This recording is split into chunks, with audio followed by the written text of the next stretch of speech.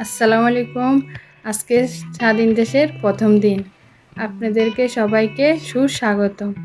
আজকে স্বাধীন দেশের প্রথম দিনে উপলক্ষে আপনাদেরকে মাগুর মাছের রেসিপি নিয়ে এসেছি।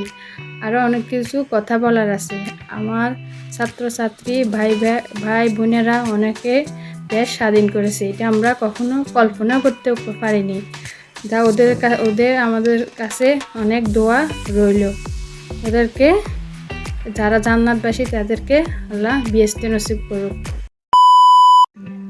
পাইবনটা বসিয়ে তেল দিয়ে এখন রসুন দিয়ে